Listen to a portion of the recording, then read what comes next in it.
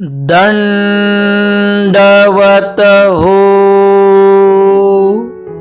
माझ्या सर्व अच्युत गोत्रीय बांधव व भगिनींनो, परमेश्वर भक्तांनो, परमार्ग साधकांनो, आपणास सादर दंडवत प्रणाम. तसेच पूर्ण परब्रह्म व्यक्तमंत उभय दृश्य परमेश्वर अवतार श्रीकृष्ण चक्रवर्ती महाराज अवतार दिन म्हणजेच जन्माष्टमीच्या आपणास मंगलमय शुभेच्छा. या पावन पर्वावर आज आपण अनमोल असा विषय घेत आहोत. आज आपण बघणार आहोत लीळा चरित्र पूर्वार्धमधील नांदेड येथील द्विज गोरक्षण स्थानावरील लीळा व या लीळेचे विशेष तत्वार्थ चिंतन. चला तर मग आधी आपण ही लीळा नीट समजून घेऊया आणि तदनंतर या लीळेवर सखोल असे तत्वार्थ चिंतन करूया. आपण सर्वांनी प्रस्तुत विश्लेषण अखेरपर्यंत नक्की ऐकावे ही विनंती. आपले सर्वज्ञ श्री चक्रधर प्रभूंचे नांदेडला बरेच दिवस वास्तव्य होते. एकदा सर्वज्ञ भिक्षेसाठी गावात गेले तेव्हा एका ब्राह्मणाने सर्वज्ञांना म्हटले, तुम्ही धडधाकट दिसता. तुम्ही भिक्षा मागून जेवण करता, मग त्यापेक्षा एखाद्याकडे गायी राखण्याचे व चारण्याचे काम करायला काय झाले? यावर सर्वज्ञ म्हणाले, आम्ही गायी राखू, परंतु आमच्याकडून कोणी राखवूनच घेत नाहीत. यावर ब्राह्मणाने म्हटले, आम्ही तुम्हास गायी राखण्याचे काम देतो. दही भाताची शिदोरी देऊ व संध्याकाळी दूध भात देत जाऊ. यावर सर्वज्ञ म्हणाले, आम्ही तुमच्या गायी राखू, परंतु दोहणार नाही. आम्ही तुमच्या गायी सोडू, पण बांधणार नाही. यावर त्या ब्राह्मणाने म्हटले, आम्ही गायींना बांधू व आम्हीच दोहू. सर्वज्ञ त्याच्या दरवाजाशी झोपले. सकाळी सर्वज्ञांना शिदोरी देण्यात आली. नंतर सर्वज्ञांनी गायी सोडल्या. ते गायी रानात घेऊन गेले. नदीच्या काठी भल्या मोठ्या खडकाळ टेकड्यावर सर्वज्ञ बसले. सभोवती गायी बसविल्या. त्या गायी दिवसभर सर्वज्ञांची श्रीमूर्ती बघतच राहिल्या. ना चारा ना पाणी असे सर्वज्ञ तेथे रोज जात असत आणि गायी सभोवती बसून आनंदाने रवंथ करीत असत. दिवसेंदिवस गायींचे दूध देणे इतके वाढले की गायी दोहताना दोहणाऱ्याच्या हाताला बेडकुळी यायच्या व हात दुखायचे. एके दिवशी त्या ब्राह्मणाच्या मनात आले, हे महाराज साधू पुरुष आहेत बहुतेक, यांचे काय खरे? राहतील तर राहतील, नाहीतर जातील निघून दुसरीकडे. हे गायी चारायला जातात तरी कोण्या जंगलात व कोणत्या ठिकाणी हे आपण आत्ताच पाहून ठेवलेले बरे, असा विचार करून तो ब्राह्मण पाहायला गेला. तेव्हा सर्वज्ञ खडकावर बसलेले व सभोवताली गायी आनंदाने रवंथ करीत बसलेल्या दिसल्या. आणि त्या ब्राह्मणाने मनाशी म्हटले, अरे हे सामान्य नसून महापुरुष आहेत. हे तर साक्षात श्रीकृष्णच आहेत. मग घरी येऊन त्याने आपल्या पत्नीला सर्व हकीकत सांगितली व तिला म्हणाला, सर्वज्ञ आले की एक चरण तू धर व त्यांचा एक चरण मी धरेल. मग आपण त्यांना प्रार्थना करून विचारू की आपण कोण आहात. पण त्या दिवशी सर्वज्ञ रानातून निघाले. संध्याकाळी गायी वाड्यात घातल्या आणि बाहेरच्या बाहेरच परस्परे निघून गेले. दंडवत प्रणाम. बंधू भगिनींनो, आता ही लीळा म्हणजे केवळ गायी राखण्याची कथा नाही, तर ती मनुष्याच्या कर्मांची खरी ओळख होय. या जीवाची कर्मजोड कशी कार्य करते याचे जिवंत उदाहरण या ठिकाणी आहे. आपल्या कर्मात दिसणाऱ्या साधेपणाच्या आड काय गुह्य दडलेले असते याची उकल आपणास या लीळेच्या माध्यमातून होते. साक्षात व्यक्तमंत परमेश्वर अवतार त्या ब्राह्मणाच्या द्वारी भिक्षेसाठी आले, पण तो ब्राह्मण त्यांना ओळखू शकला नाही व उपहासाने बोलत थेट परमेश्वरालाच गायी राखण्यास सांगितले. बघा, सर्वज्ञांनी अट सुद्धा घातली होती की आम्ही गायी राखू व चारू, पण दोहणार नाही, म्हणजे दूध काढणार नाही, आणि आम्ही गायी सोडू पण बांधणार नाही. या ठिकाणी स्पष्ट सर्वज्ञांनी हिंसक क्रिया वर्ज केली, जीवाचे बंधन नाकारले. तरी सुद्धा त्या ब्राह्मणाचे डोके चालले नाही की हे भिक्षेसाठी आलेले पुरुष कोण आहेत. कारण परमेश्वर कधीच बंधन घालीत नाहीत, तर ते आपणास बंधनातून मुक्त करतात. ते फक्त या जीवांच्या हितासाठीच कार्य करतात. परमेश्वर गायी चारण्यास घेऊन जातात. गायींना चारा पाणी काहीच नाही, पण परमेश्वराच्या सभोवती त्या गायी श्रीमूर्ती अवलोकित शांत बसलेल्या असतात व आनंदाने रवंथ करीतात. बघा, परमेश्वराच्या सानिध्यात त्या गायींना भौतिक अन्नाची मुळीच गरज भासली नाही. परमेश्वरीय कृपा प्रसादाने त्या गायींना स्थिती प्राप्त झाली व त्या आत्मसंतोषाने भरल्या. जसे भगवद्गीतेमध्ये श्रीकृष्ण चक्रवर्ती महाराज म्हणतात, युक्ताहार विहारस्य युक्त चेष्टस्य कर्मसु युक्त स्वप्नावबोधस्य योगो भवती दुःखः. गीता अध्याय 6 श्लोक 17. अर्थात योग्य संतुलनात असलेला समाधानी तोच पुरुष दुःखापासून मुक्त होतो. आणि गायींचं दूध देणं इतकं वाढतं की दोहणाऱ्याचा हात दुखतो. हे का होतं? कारण जिथे प्रेम, पवित्रता आणि परमेश्वरीय स्पर्श व कृपा दृष्टी असते, तिथे उत्पादन, समृद्धी व आशीर्वाद वाढतात. ही कर्मफळाची आध्यात्मिक प्रक्रिया होय.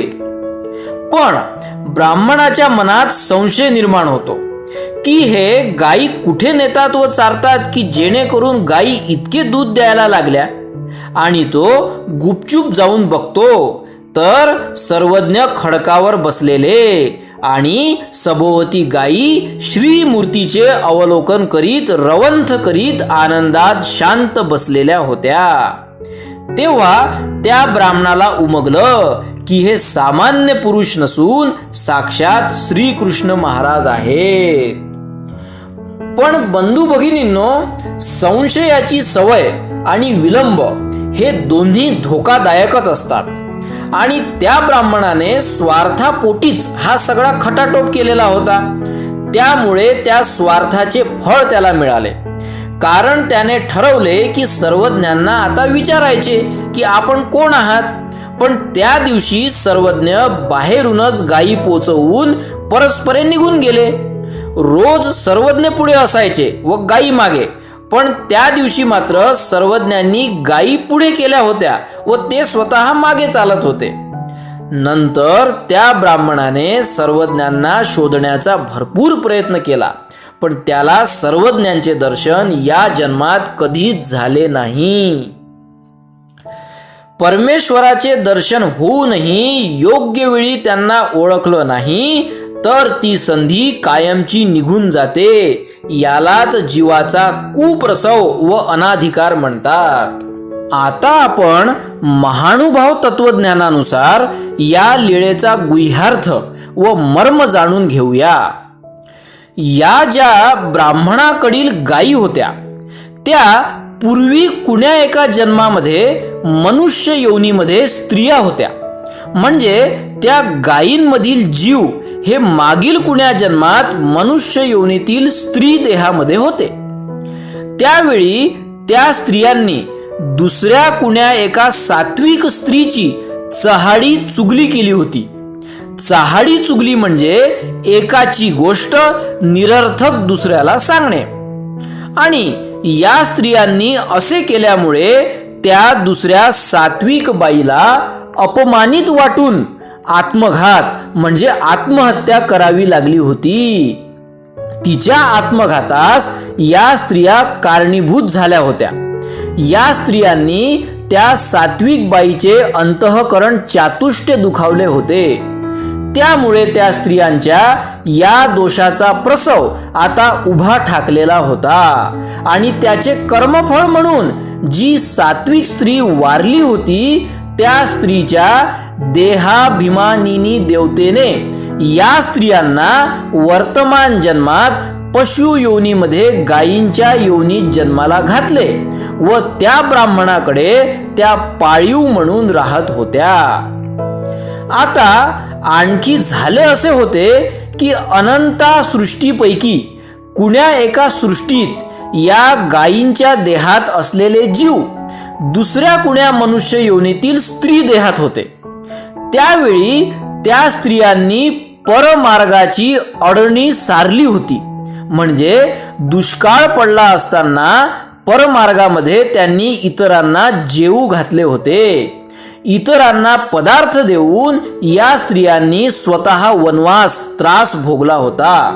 तसेच सोबतच त्या जीवांनी अनंता सृष्टीत साक्षात व्यक्तमंत अवताराच्या ठिकाणी फार थोर अशी क्रियाही जोडलेली होती.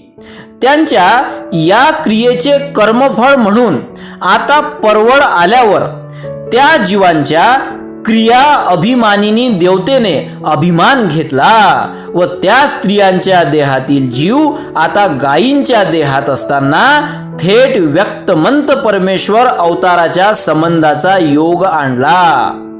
त्यामुळे आपल्या सर्वज्ञांनी त्या गायींना संबंधदान दिले आणि या संबंधदानाचे फळस्वरूप त्या जीवांना गायींची देह योनी संपल्यानंतर अदृश्य भोगभूमीमध्ये युक्त मनुष्यदेही 1000 वर्षांचे आयुष्य मिळाले. एकदा संबंधदानामुळे 1000 वर्षांचे आयुष्य व दोनदा संबंधदानामुळे त्याच्या 10 पट आयुष्य असे ब्रह्मविद्याशास्त्राचे प्रमाण आहे. आता आपणास प्रश्न पडला असेल की त्या ब्राह्मणाचा काय विषय आहे, तर याचे उत्तर असे आहे की तो ब्राह्मण निचाडच होता. त्या ब्राह्मणाच्या देहामध्ये जो जीव होता त्याकडून कुण्या एका सृष्टीत मनुष्य देहामध्येच असताना साक्षात व्यक्तमंत परमेश्वर अवताराच्या ठाई विघात लक्षण संबंध घडलेला होता. तसेच अत्यंत सात्विक अशा परमार्गातील पात्राप्रती मात्रागमनासारखा दोष आचरून त्याने त्या पात्राला दुखावले होते व या आचरलेल्या दोषांचे त्याने प्रायश्चित्त केलेले नव्हते. त्यामुळे अनंता सृष्टीत तो जीव थोर असे दोषच आचरत राहिला आणि आता सुद्धा त्याचा तोच क्रियाप्रसव चाल करून आला व त्याने देवाला सुद्धा ओळखले तर नाहीच, पण त्याने हीन अशी वागणूक देवाला दिली व त्यामुळे परत व्यक्तमंत अवताराच्या ठाई विघात लक्षण संबंध त्याने जोडून घेतला. कारण जीवाची बुद्धी ही त्याच्या कर्मानुसारच चालत असते आणि परत प्रसव वाढून येत असतो. असे जीवाच्या ठिकाणी अनंता जन्मांचे अनंत प्रसव असतात आणि उचित समयी प्रायश्चित्त न केल्यामुळे ते जीवाला अधोगतीकडे नेतात. आणि आपणास वाटत असेल की तो ब्राह्मण सर्वज्ञांना जेवण व शिदोरी द्यायचा, पण त्याचा काही उपयोग नाही, कारण ते सर्व त्याने स्वार्थ बुद्धीनेच केले होते. स्वार्थ बुद्धीने केलेली कुठलीही लहान असो वा मोठी क्रिया ही अयोग्यच असते. ते कर्म निकृष्टच असतं आणि म्हणून तो ब्राह्मण अनिष्टालाच कारण झाला व पुढे त्याला अनंत नरकच झाले. ही पूर्वार्धामधील घटना भक्तजनांना सांगताना सर्वज्ञ म्हणतात, बाई तयासी याची अवस्था उरलीची होती. अर्थात परमेश्वराकडून त्याच्या पूर्वकृत कर्मफळे जी अवस्था होणे होती ती सुद्धा तशीच उरून राहिली. बंधू भगिनींनो, आता थोडे आपण या लीळेचा सर्वसमावेशक दृष्टिकोन बघूया. कर्मयोग सांगतो की कुठलेही कार्य निस्वार्थ भावाने करणे व परिणामांवर आसक्ती न ठेवणे. परमार्गाच्या सानिध्यात राहणारे जीव, मनुष्य असो वा प्राणी, ते समाधान आणि आशीर्वादच मिळवितात. आपल्या मनातील शुद्ध हेतूचा प्रभाव असा होतो की जिथे लोभ नाही तिथे उत्पादन आणि कृपा नैसर्गिकपणे वाढते. परमेश्वर परायणांचे सानिध्य व संग हे विलंब न करता घ्यावे, कारण गेलेली संधी परत येत नसते. आणि आपल्यामध्ये असलेल्या संशयाचा अंत करून परमेश्वरीय कृपेचा अनुभव घेण्यासाठी आपलं मन शुद्ध आणि मोकळं असणं आवश्यक आहे. मित्रांनो, जशा त्या गायी ना चारा ना पाणी सभोवताली बसून परमेश्वराची श्रीमूर्ती अवलोकित आनंदाने रवंथ करायच्या आणि तृप्त होऊन दुप्पट तिप्पट दूध द्यायच्या, त्याचप्रमाणे जेव्हा भक्ताची चित्तवृत्ती ज्यावेळी परमेश्वरात एकाग्र होते तेव्हा त्याचा प्रभाव सभोवतालीच्या सृष्टीवरही पडतो. हीच कर्मयोगाची खरी व्याख्या होय की जिथे कृती कमी पण भाव व ध्यान जास्त असते. परमेश्वराचा हा गायी चारण्याचा संदेश केवळ शेती व पशुपालनापुरता मर्यादित नाही, तर आपल्या आयुष्यातील प्रत्येक नातेसंबंधाला लागू होतो. जीवनात संसाधने कमी असली तरी प्रेम, शांती व ईश्वर भाव असला की जीवन समृद्ध होते. खरा सेवाभाव म्हणजे परिणाम न मोजता कार्य करणे. अहंकार शून्यता ही सेवाभावाची प्रथम पायरी होय. कर्म हे केवळ बाह्य कृती नसून तो निष्काम भाव आहे आणि अशा कर्मातच मोक्षाचा बीजांकुर दडलेला आहे. जसे त्या ब्राह्मणाचे झाले तसे आपले होऊ नये. मग परमेश्वर असो वा परमेश्वराचे खरे भक्त असो, ते आपल्या भोवती वावरतात, पण आपण त्यांना सामान्य समजून दुर्लक्ष करतो. फक्त जागरूक व अधिकारी मनुष्यच त्यांना ओळखू शकतो.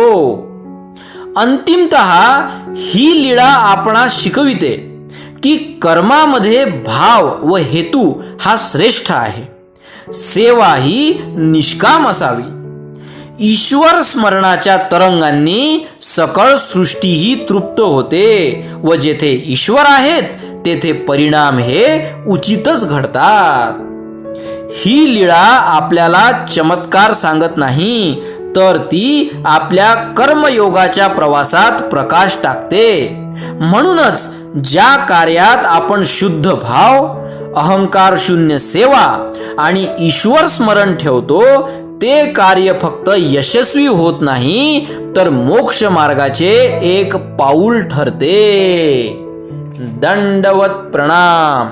श्री गोपाल कृष्ण महाराज की जय. सर्वज्ञ श्री चक्रधर स्वामी की जय.